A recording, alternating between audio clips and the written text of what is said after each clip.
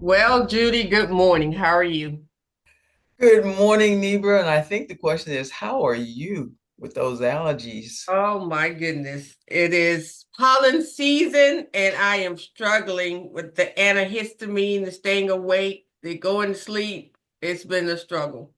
You And I know what? struggled to get out of bed this morning, but I channeled Ruth and her dedication to Naomi, and I went, you can do this. Your life is not as stressful. I think that I don't want to call it allergies, but I just got back from Maryland. And while I was there, my eyes hurt. I mean, they hurt enough that I actually found myself kind of wanting to cry. They just hurt. Yeah. And my daughter-in-law, Dion, said there was allergies. And I'm going like, I've never had issues with allergies, but maybe I did, but I know what? When I got back to Tennessee, my eyes don't hurt anymore. Hey, well, you need to stay in Tennessee until pollen season is over then. Maybe I need to make a trip to Tennessee because my eyes are burning even now. Oh, okay. Well, I noticed immediately I'm Mm-hmm. not having any issues with my eyes, and So it if was you see me scary. doing this or you see my tears running, I am moved by the story of Ruth, but I'm not so moved to tears. It was in the air. Can you believe it? We're midway through this series on the five women in the genealogy of Jesus Christ, as reported in Matthew 1. I can't believe it. I'm learning so much and I'm taking those lessons that I'm learning into my everyday life. And so I'm excited, very, very, very excited to be going through this season with you, this journey with you. Yeah, we're on our journey to understanding how to live the balanced life. Now, let's do a recap like we always do. Well, Okay. first of all, welcome to Friendly Discourse. We Yes, we do need. start talking and we forget we're actually working and doing a service. But this is Friendly Discourse. And today we're going to talk about Ruth. Well, But let's just put friendly discourse in its historical perspective. It is the result of years ago when Neba was staying at my house, and she was so talkative. And she would talk, and we would be in my family room. I'd be stretched out on the sofa, half asleep, and she'd say something. And at 3 a.m. in the morning, I would rise up and say something probably of value. And then I'd lay back down. And that's how friendly discourse got started. She had a point of view, I had a point of view. It was really amazing. And by the time we finally had talked out, she had talked out because I had talked out a long time before. But anyway, by I the time, talked out and you would listen out. okay, there you go.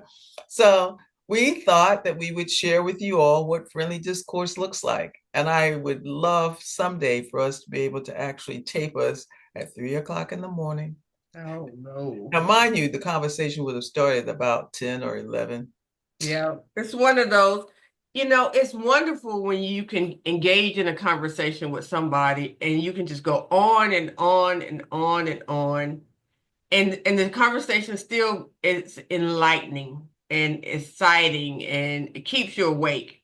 Because I would agree that I did most of the talking.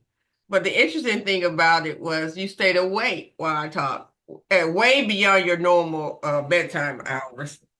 So You I know, what's really amazing is not only that I stayed awake, but every now and then I made a comment that was of value.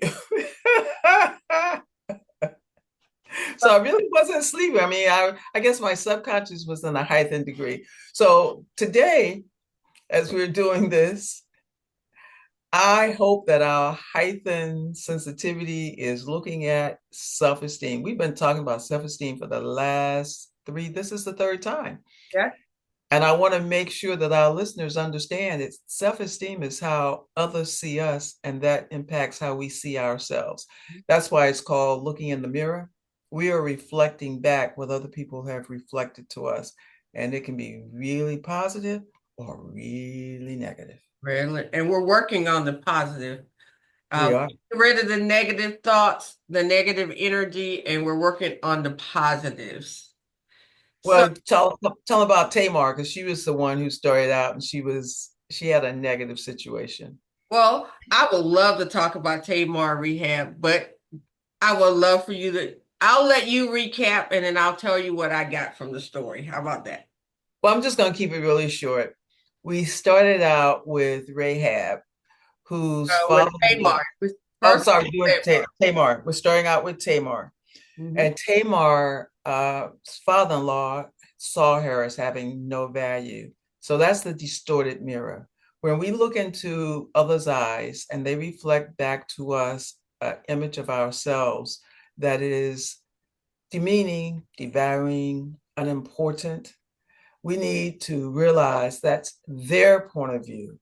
And we like Tamar because she just said, I'm not receiving that. I'm not doing that.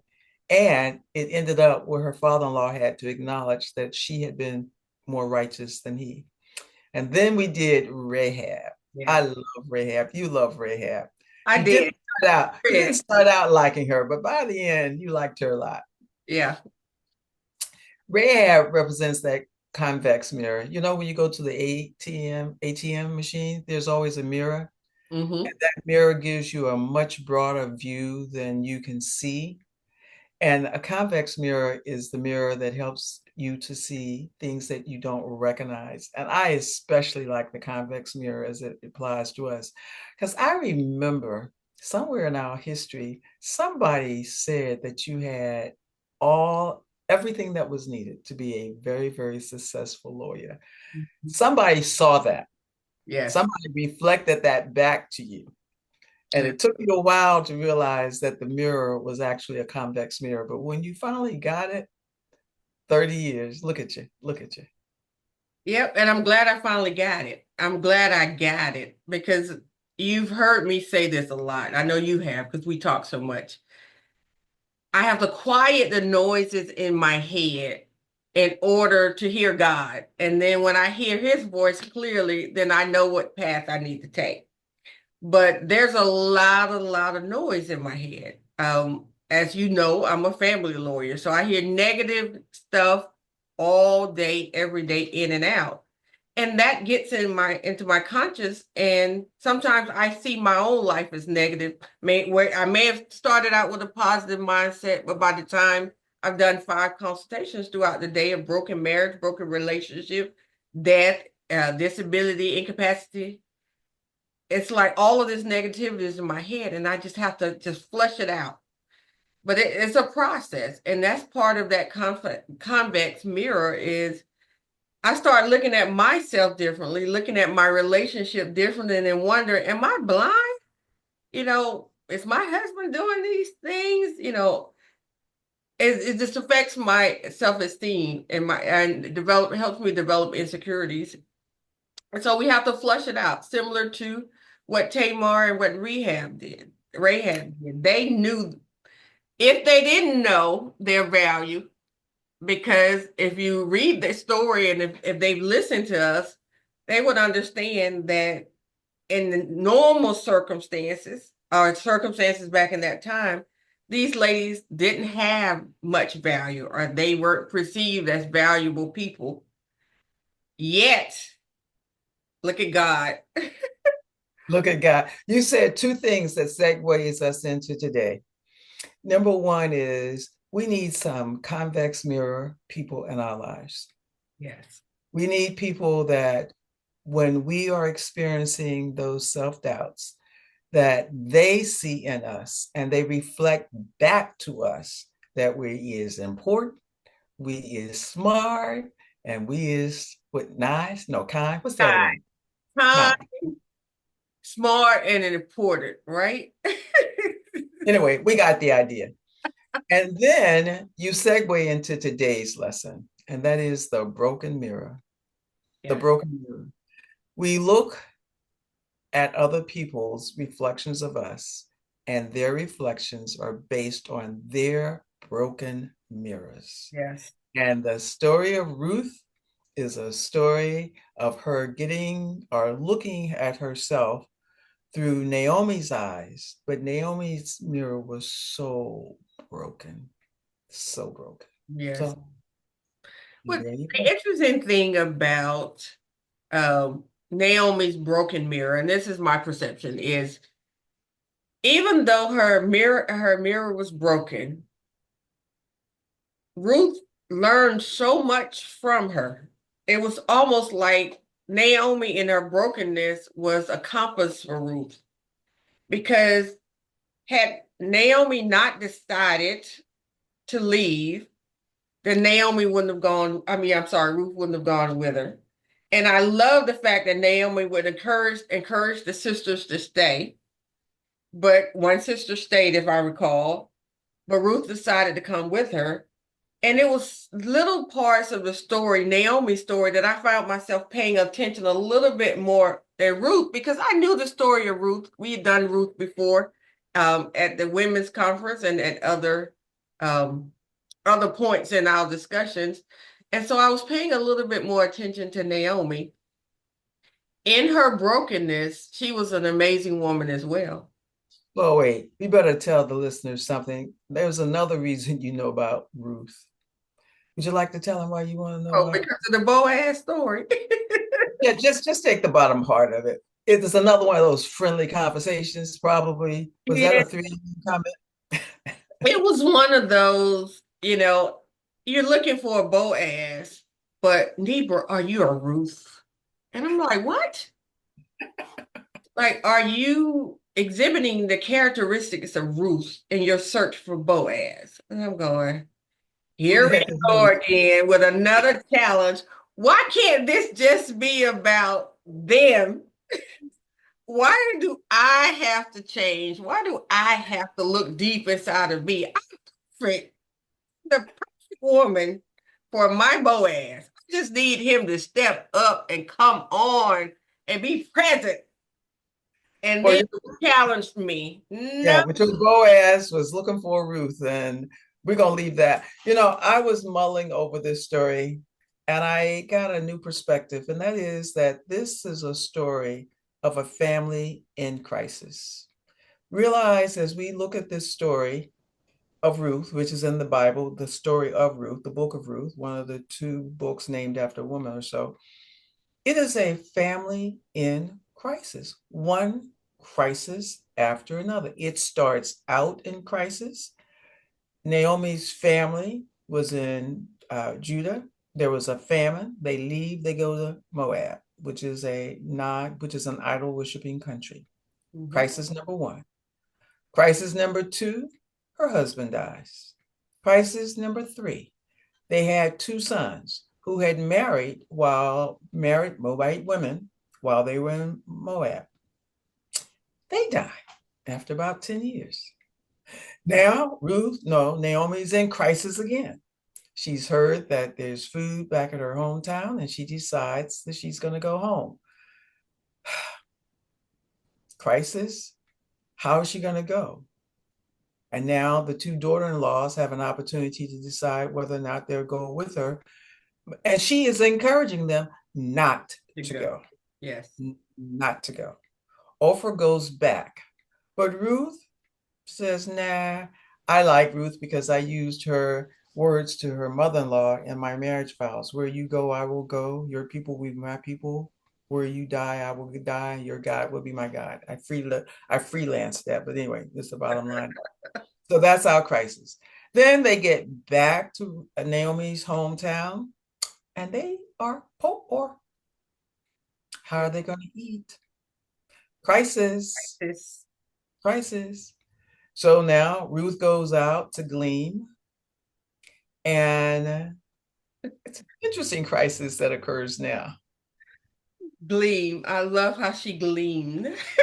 That means she went out to the fields, and in those days, the reapers were intentional. No, the reapers were prohibited from going back to pick up anything that they dropped. So whatever they dropped, the poor could gather it. So that's probably not too much of a crisis. But then we get a shift. Mhm. Whose field is she gleaming in? Boaz. Boaz. And when I read the story now, let me just be honest. when I read the story and Boaz is introduced in the story, my recollection of the story is, and I'm gonna put it in layman's term, current day term, that, and I know it's because he was older, but he offered her away. He didn't, I initially thought of this Boaz Ruth story, this wonderful love story. I vision he sees her, she's younger, she's beautiful, and he just falls in love with her immediately. But then I learned that he's determined first to offer her out. And then when nobody would take her, then he decided, okay, I'll take her. That is not how I want my Boaz to be. I'm sorry.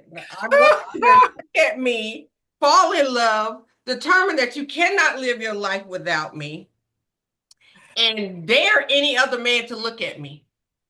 Darn sure don't want you to offer me out to somebody else and then take me because nobody else wants me. Girl, you got that so messed up. All right. That's my interpretation of it. Yeah. Let me Right? just This okay, we talk about mirrors. That's what I brought. let's just straighten that up. First of all,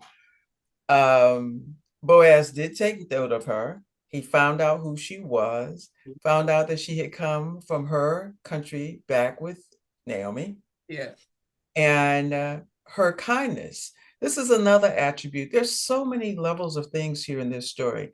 But being a Ruth, ha ha ha ha ha, he realized how compassionate and caring and supportive she was of Naomi, and he took note of her character first. First. First, Maybe on that. okay, What happened and, next? okay. And as a result, he told his reapers to leave more grain specifically for her. Mhm. So her character. So all you sisters out there looking for y'all's Boazes, y'all need to get your character straight. So when a Boaz comes into your space, they take note of you. Duly noted. Duly noted. But what happens, and I'm waiting on you to tell me I interpreted the story wrong. Because that's what friendly discourse is about. We're coming from two different perspectives. We always end up on the same accord. But what happens after he takes notice of her character, leaves the harvest out there for her? Then what happens? The most interesting thing happens. I was thinking about this story, and you know that song that says, He knows my name and God is working it out? Mm-hmm. I just, I get personally inspired and excited about how God orchestrates our lives, how he just brings things together. Of all the fields that Ruth could have gleaned in, she's gleaming in Boaz's field.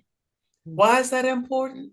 Because in that time, when a man died and did not leave an heir, the next of kin would marry her, take whatever possessions the man had, and the firstborn son would be attributed to the dead husband. Yeah. And you had to be a kinsman to do that. And of all the fields that she could have gleamed in, she's gleaming in, as Naomi quickly figured out, a near kinsman's field. Yeah. And Naomi's crisis now starts getting, you can hear that music starting to pick up because she's going, oh, wait a minute here. He's being nice to you. Oh, we need to let him know that you are available. I Yeah. don't think you like that part of the story. How did she let him know that she was What was available? it? She laid at his feet as he rested. She laid at his feet. And I'm going, I don't know about that. Why I gotta lay at his feet? I mean, like, Because lay it's beside symbolic that she needed covering. No, she needed a covering. And if you read the story carefully, Naomi instructed her to lay at his feet, and eventually during the night, he would realize that someone is at his feet. He'd be startled, Yep. and then would make herself known, and he would immediately understand that she was saying to him, I'm available. Yes. And that if you would take me as your wife and cover me, not just figuratively, but literally provide for me. And Boaz realized that he was not the first in line. Right. And so when Ruth went home and reported to Naomi what had happened, Naomi said, the day will not end without Boaz resolving this issue. So I'm okay with sleeping at somebody's feet, a Boaz's feet. Not, I can live with that. I I'm can live. not, I mean, figuratively, yes, but I'm gonna need to lay beside him. And Well, eventually she does. I mean, I know, but we're gonna have to start out on the side by side, not at the feet.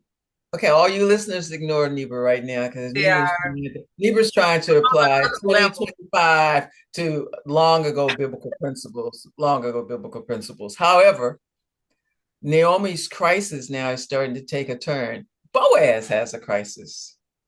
Yes. What's he going to do about this? So he goes to the marketplace. He waits for the nearest of kin to come. And he says to him, kind of like, Naomi's back and she brought with her daughter-in-law. And do you want to redeem her property, real estate? And the near kinsman says, sure, I'll be happy to do that. And then Boaz says, well, if you take the property, you got to take Ruth too. Right. And he goes, hold up. No, because my firstborn son, or Ruth's firstborn son with me, now gets to cut into my uh, children's inheritance. I think I'll pass on that. And Boaz is trying to keep a straight face because he's going, yes. He takes off his shoe. They seal the deal. Okay. And So if I look at it from your interpretation, I'm feeling a little bit better about the beginning of the romance. Because my interpretation, and I guess that's what happens, is that mirror. My interpretation was, bro, you better jump on this woman because he was much older. She's a beautiful woman. Her character was already recognized. And here he was giving other men an opportunity to get to her first. And I was like, bro, you better get this young tenderoni. he didn't have a choice. That's the custom of the day. I hear you. It wasn't impressive, but the story becomes he falls madly in love with him.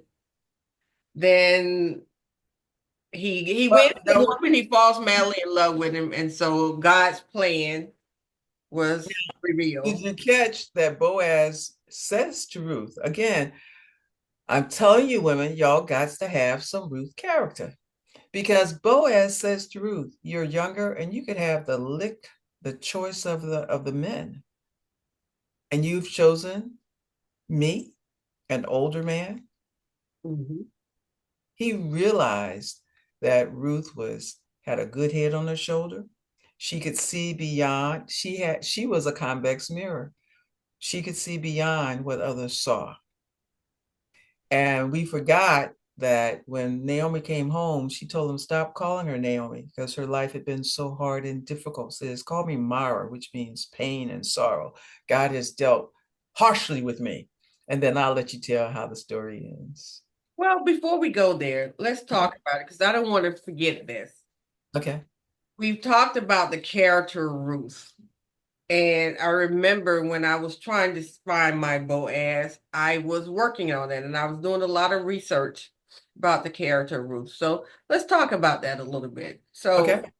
what type of characteristics, and since you put it out there to me, what type of characteristics do women need to have in order to find their Boaz? So many, huh?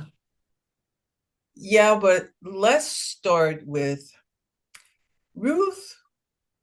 Ruth saw in Naomi a lifestyle that was absolutely diametrically opposed to her lifestyle. She had been born and reared in a heathen country, an idol worshiping country. And when Naomi's family came, she recognized that they were the worshipers of the true God of Israel. And she immediately realized that there's something different about them. And she decided that she wanted it. So the first thing a Ruth needs to understand is that you want something different. If you keep doing the same old thing, the same way you've always done it, you get the same results. And I think, Neba, for you, you began to realize that you wanted to be in a stable relationship. That's what you wanted. I mean, you literally articulated that.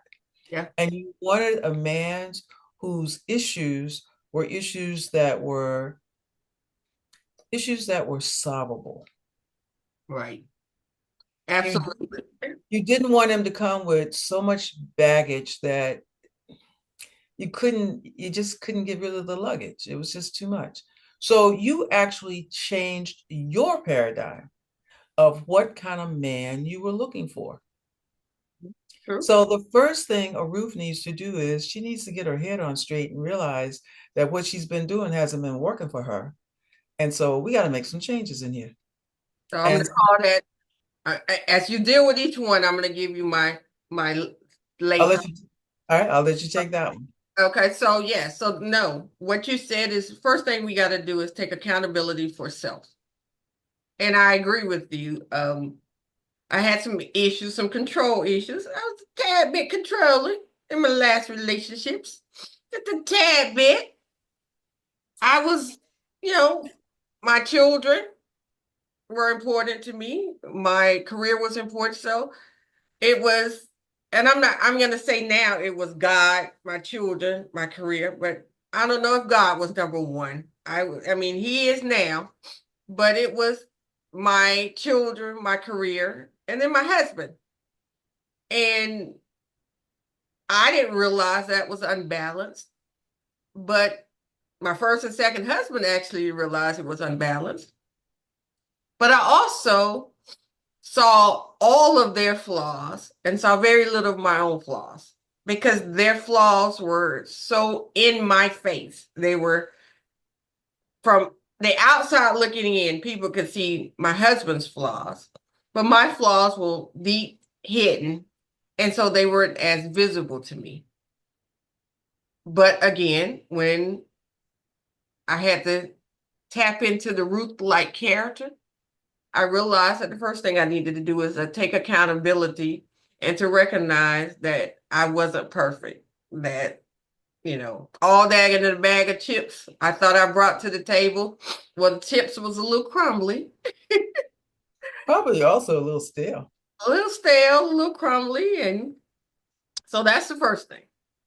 So, Then the next thing is we have Naomi returning home, and she encourages her two daughter-in-laws to stay with their people.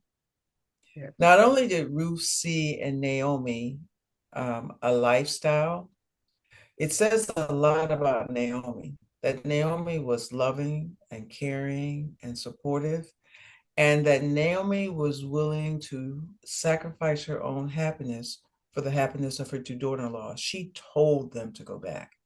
yeah, And when Ruth refused to leave, at that point, Ruth's character says that she is loyal, she's a caregiver, that she is supportive, that she takes her role seriously. And the bottom line of it is she straight up loved Naomi. She loved her mother-in-law. So I also made a note that this is a family in crisis. This is a family in crisis. So Naomi's crisis starts with going down there because they're hungry, losing her husband. She becomes a widow, losing her two sons. And in those days, if a woman didn't have a man, particularly sons, after the death of her husband to provide for her, she immediately, mhm, a widow became poverty stricken, bottom line. Um, you always say to me that I throw in these extra Bible stories, but I love the story of the widow of Nain. Jesus comes into town. The widow's only son is being married. The Bible says Jesus was moved with compassion. He just said to her, "Don't cry, don't cry." And he resurrected her son. So Naomi's situation was dire. Okay. and it was dire. So let You me got to see. I find. take away from that part, character number two. And that's the hardest. That is the hardest one for me because law, it says be loyal, be steadfast, and do it for God. That's what I'm gonna call it, do it for God. So I think about some of our conversations when my now husband was my fiance and we were struggling through some relationship issues. And in my accountability stage, character number one, I determined that I would be more feminine, more as I call it, Susie Homemaker. I would learn to cook. I would learn to clean. I would basically take care of him in the ways that men of the back in the day were used to. That in my day, no, I wasn't doing it. I didn't do it for first husband, didn't do it second husband, but third husband, he's gonna get someone who cooks, someone who cleans, someone who brings his plate to the table, somebody who's very, very attentive. Uh-huh, yeah. So even then, during the struggles of our relationship before we got married, I wanted to stop and I wanted to say he cook his own meal. I mean, I ain't happy. I ain't feeling, he ain't making me happy right now. So he gonna come home today and he's not gonna have a home cooked meal and he can wash his own clothes. And like, no, I'm going to bed. I'm going to my office, which was my go-to in my first and second marriage. I'm work. I threw myself into work um, when I didn't feel the husband. And so now this husband was getting the best of me. I learned that from Ruth, the story of Ruth, her leaving and her making a commitment to Naomi. Where you go, I go. Your God is my God. I had to tell myself over and over, I'm not doing it for Ray. I'm doing it for God. God, I want to be more like you. I want to be more like Ruth. I want to take on those characteristics.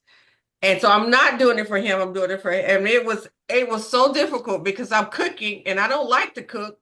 And I didn't enjoy it. It's not something that I aspire to. It's not on my vision board. And a lot of times I had to research, how to put stuff together. I didn't know how to spice food. So I'm like, doing it for you, God. I'm doing it for you. Oh, God, I'm doing this for you. Oh, God, I'm tired. I need to get back to work, but I'm doing it for you, God. Because at any moment that I decided that I was doing it for Ray, I would have stopped. You had a term for it. Yep. What? You called it godly. Oh, yeah. Thanks to you, whenever I would ventilate to you, you would say, Neighbor, just remain godly. Just remain godly. Just remain godly. And I thank you because I made it down that aisle. But even now, I'm remaining godly. So that's point number two. Now we get over to Naomi's hometown. Ruth was a worker. She went out and she worked. This thing of expecting to be taken care of, what do you bring to the table? Because the Proverbs 31 woman, that verse, I like the Proverbs. It took me a long time before I liked the Proverbs 31 woman. But now I like her because she was living the balanced life. Homegirl was buying fields. Homegirl was managing her servants. Homegirl made her husband look good. Homegirl was taking care of her children. She knew how to, when the wintertime came, she just laughed at it. She was living the balanced life. And I think what Ruth is saying to us, she was a worker. She was a worker. Yeah. And she was not working for herself. She was literally working to take care of Naomi. That was her motivation. Yep. Now that I'd already mastered that. That was my issue that I worked. And in my mind, I was working to take care of the family. I was the primary, I made more money in my first two relationships. And so I felt like I needed to work, work, work, work, work. And what I did not realize is in my worker bee lifestyle, I wasn't being attentive to the people, not just the husband, but the people that I was working so hard for. They only wanted me. and I was not attentive to them for the sake of providing a good life for them. So those characteristics I had, I just needed to be a little bit more balanced. So as I was studying Ruth, I realized balance, Nebra. You don't have to work to 3 o'clock in the morning. You work, and then you can take breaks during the day to call your spouse, to call your children. I had to force it because it wasn't part of my routine. I would set an alarm on my phone to beep, and one beep would be call your husband or your fiance. The other one would be check on your kids. I had two sons, so it was three beeps. And it was either send them a text, call them, check, just be present for them, even if 5 minutes during my day. And it's working. Now I'm still a workaholic, but I'm a little bit more balanced. I'm still working on it. I'm a little off like that, maybe like that. I don't get balanced, but I'm working on character number 3. I paid good money for that. When Jason, my only son, was young, we took him to counseling because I thought he was having problems. And Jason was having issues seeing how his mother functioned, kind of like Libra, compared to other kids' mothers. And that my language of love wasn't his language of love. So I don't know where the idea came from. I don't know if the counselor told me to do it. But when I took Jason to school every morning, I had to force myself to say to him, I love you. And after doing it for a week, it was like, boy, you know your mama loves you. I don't have to say it. He got out of the car the first day that I did not say it, and he turned to me and he said, I love you, Mom. And it went ding, ding, ding, ding, ding, ding, ding, ding. And then I realized that it meant a lot to him to hear his mother say, morning after morning, I love you. So, listeners, a lot of things that we don't do are really important to the persons that we think we love. And we need to be willing, take it from the physical work, but to the emotional work, to the mental work of meeting their needs. And in Ruth meeting Naomi's physical needs, she had an opportunity to stand out. And that's how Boaz noted her. You went to a Jason story, so I have to share my memory of a Jason story. This is when I was working for you as an attorney. And I know you're gonna remember it, but your son used to come and steal your car. You had this big stretch Mercedes car, and your son came and stole your car.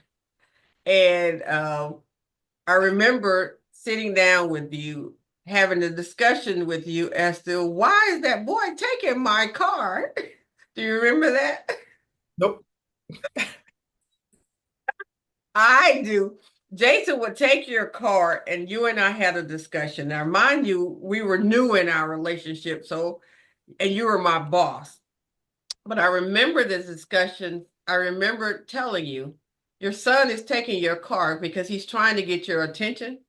And he is not getting it the traditional way, but he knows if he gets his little butt in that stretch Mercedes, that beautiful Mercedes out there, he is going to get the attention that he needs.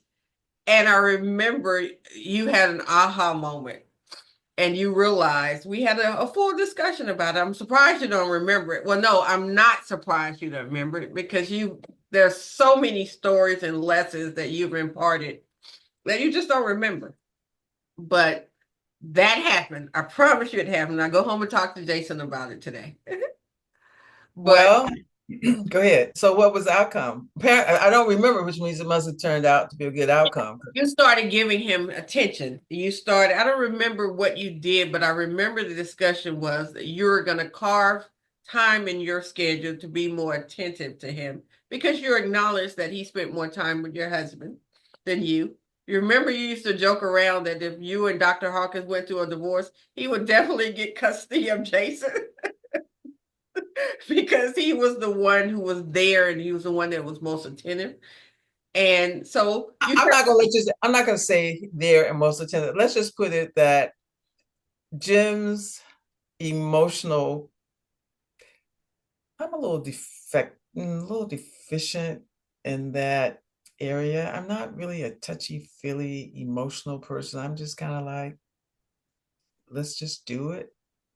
yeah, Yeah, I was available and everything, but and not the I mushy, struggle. touchy, feely type. I'm not the mushy, touchy feeling type. Yeah. And It's a Jason good thing. apparently needed that at that stage in his life. Now, right now, I don't think he needs that like that, but I back think he still does. I think he still does. I sent him, funny we should be talking about this because I just sent him a text message telling him thank you for what he did for me this past weekend. And his response was, thank you. And hit it, you hit every note. And I thought, wow. gee, wow. I'm trying to, I'm trying I don't want to be mushy, but I'm trying to articulate thanks, especially when I know the person has gone through some real struggles to help me. And Jason really spent the midnight oil helping, actually for the ministry, doing something for the ministry. And I just wanted to say thanks. I want to say thanks. So I'm learning to be not so much mushy, but a lot more quick to say thanks. That's the start. We're gonna get some mushiness out of you at one point. Okay, our listeners are going to be waiting for that. But now you segue into the next characteristic of Ruth. Ruth Yes. listened. Ruth listened. When Naomi told her what to do, Ruth did not bow up and argue with her. She did exactly as her mother in law instructed her. We women, bless our hearts, we will argue to the death. If Yeah, the yeah, All right. If the instructions given yeah. don't match our vision. And that's one of the reasons I like this because I keep saying these Bible women have gone through everything we've gone through and they've got lessons to teach us and they really can help us on our journeys. So somewhere you picked up from Ruth, you need to listen. Somebody's trying to tell you something. I was listening to a lot of people, and the thing about listening, you have to choose who to listen to or to whom to listen. Because in my journey towards a better relationship than I've had, there were a lot of people giving me advice. And I'm like, don't like it. There was a struggle, as you know, you and I talked about it a lot. There was a struggle between me trying to be more feminine, more submissive. It started out with the friendly discourses that we started out with submission and all of that stuff. But it was this battle in me about changing myself to be more feminine and submissive with my belief all my life that this is how God made me. And if God made me unaffectionate or strong willed, then that's how He wanted me to be. Why am I trying to change His master plan? Because in my mind, there was nothing wrong with me, and God, as a master, knew me. And it took me a while. I'm an attorney, so I can massage and make it say what I wanted to say. And you're talking to an attorney. Yes, Yeah. and so That's why I that's had why you this. God made such this master plan to make Nebra perfect the way He wanted her to be, and here I was struggling with men wanted a woman to be more feminine, more submissive, and want her to cook and clean, even if she didn't want to. These are the things that a man wants and needs, and I'm struggling with that. But I had to just listen, and I had to quiet out the noise that was keeping me over there. People who were saying, you're perfect just the way you are. You're going to find a man. If he can't appreciate this side of you, then he's not the right man. And then, at 53, 54, I'm going, well, Where is he then? You know, because every relationship I had, even though they had their flaws, they had the similar complaints about me. And so I had to listen, and I had to listen attentively. I had to listen, of course, to the voice of God on these are things that you should change and tweak, and these things you should not.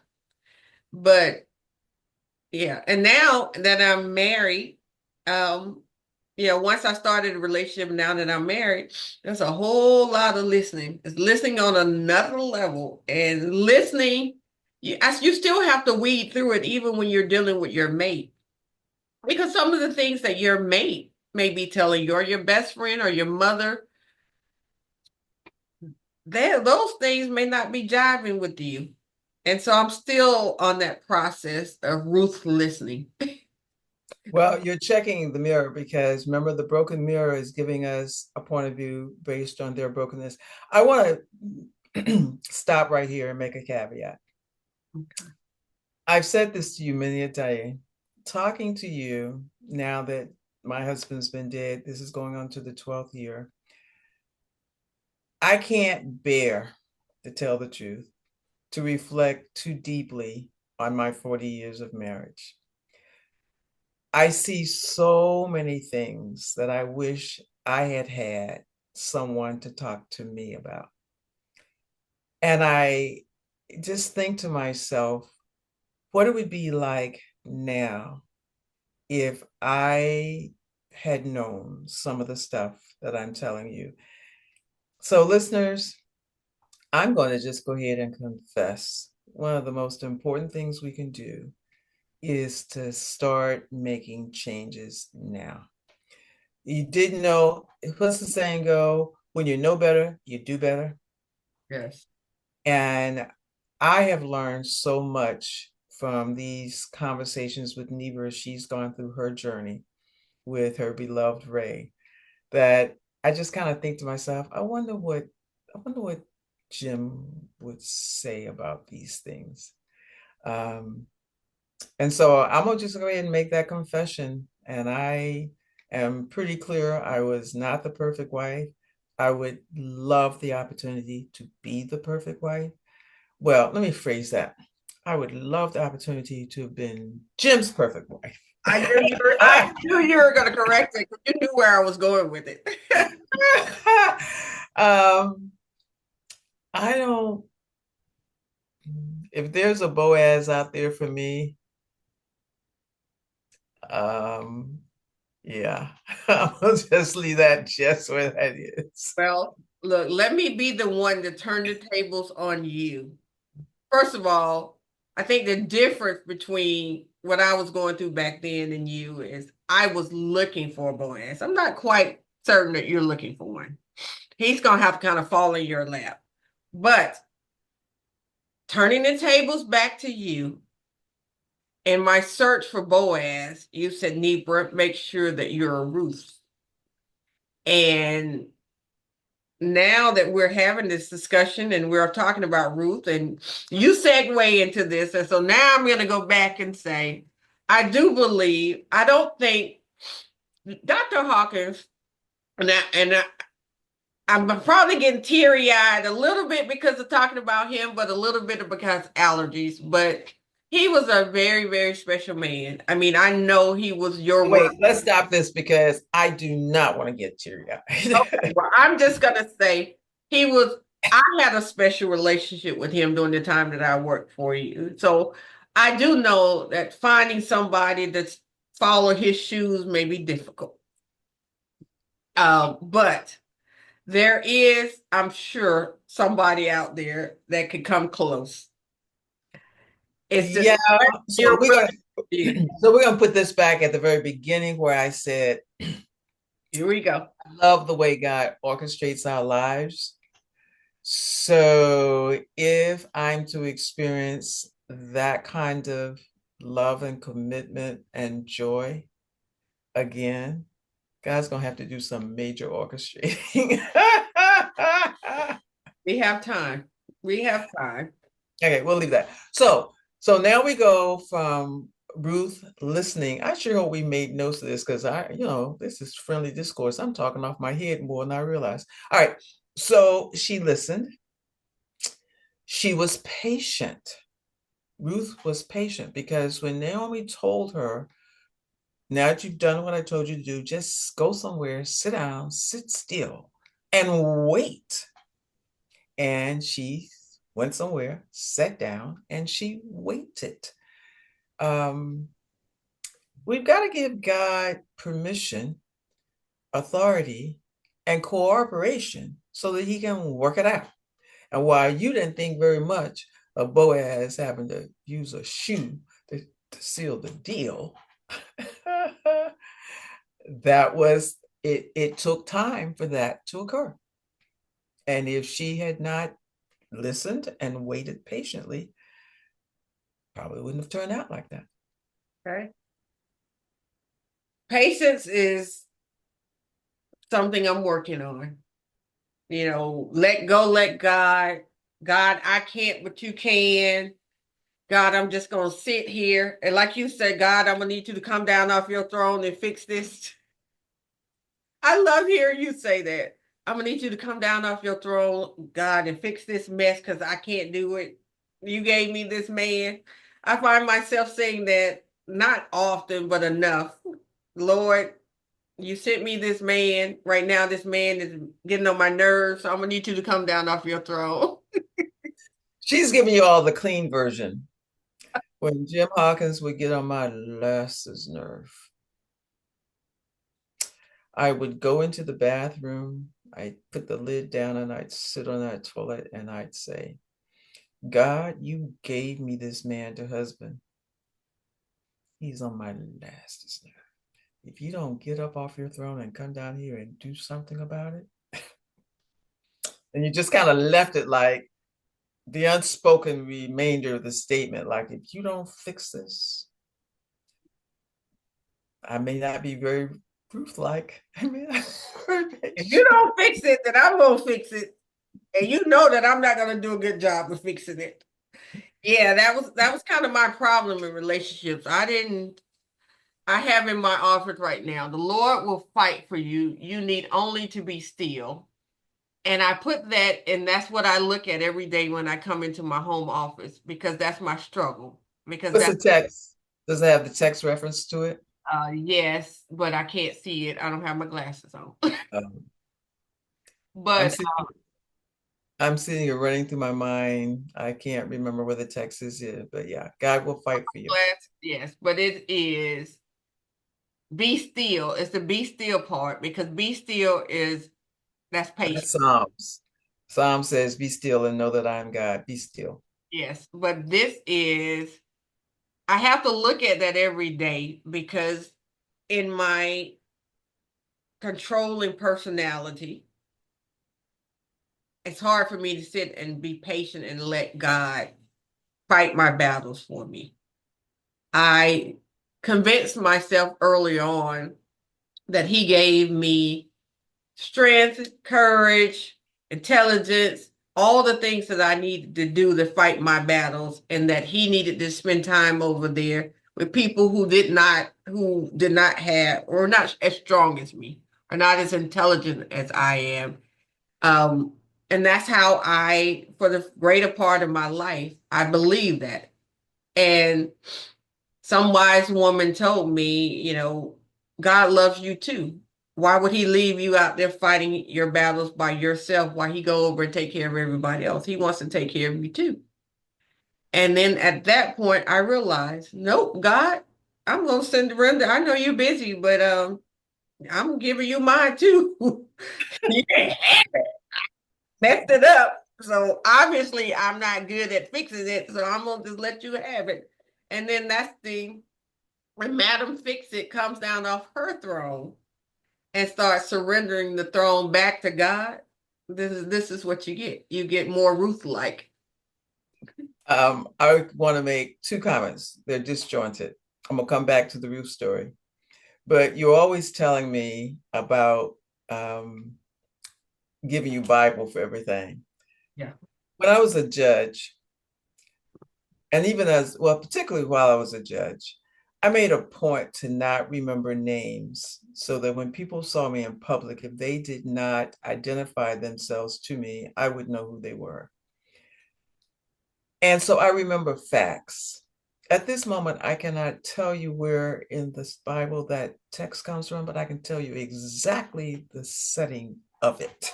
I remember the Always. story. I remember the story, but we're not going to talk about that. But I hope the listeners will take a time to look up that text. It's a powerful, powerful story.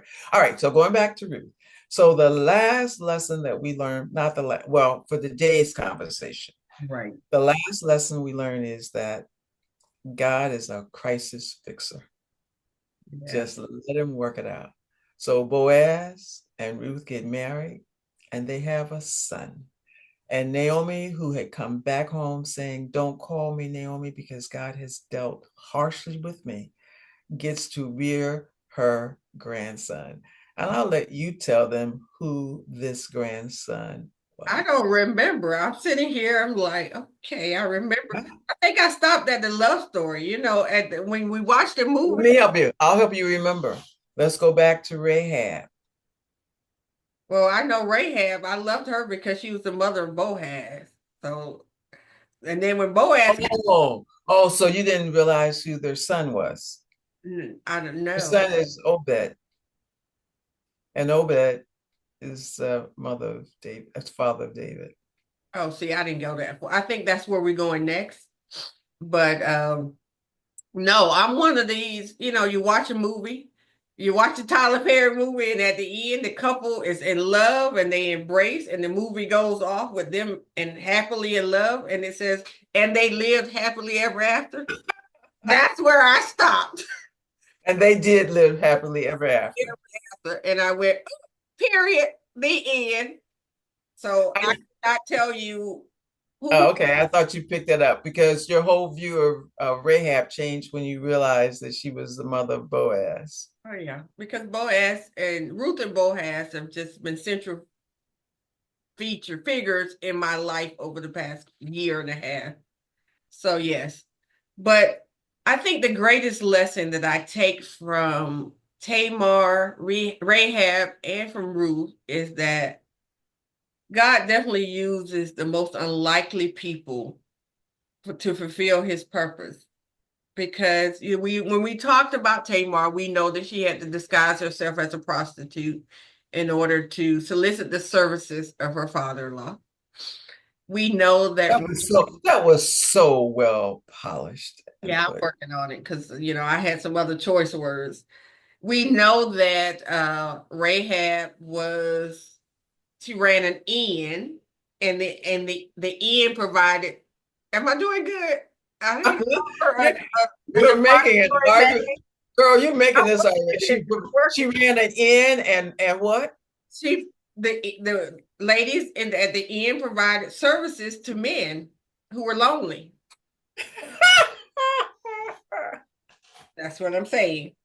Because she's elevated, my respect level for her has elevated, so I cannot call her what I thought she was. So she provided services for men who were lonely, and we're gonna just leave it like that.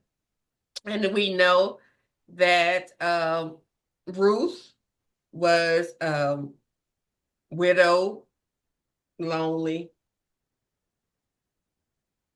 sad. But she did not provide services. She didn't right. Thank you, God, that she was not a service provider to lonely men. Um, but she is not somebody that you would have thought God would have used for his purposes. I mean, in those days, she was widowed and she didn't have children, right? She hadn't had any children, so she didn't have much to offer back then. She wasn't bringing much to the table, I guess, but look at God. And you know what? I am just in awe. Stop and just think about what you just said. If Ruth had had children, and particularly a son, she would not have been in the position to have been available for Boaz to need to redeem. Mhm. God takes care of so many details. I'm going to give this, I don't know where we are on time, We but when I have to moved, go. Always, we're running. okay, okay, all right, I will just tell you this because it just illustrates again what I mean by God just takes care of these details. When I brought my things up to Tennessee, my house, the renters left it roach infested. When I say roach infested, I mean roach infested. So we put all of the things in the shed garage shed. When I finally got back here, it became very obvious that I was going to have to redo the floors and paint all of the walls. And I laughed and I said, look at God.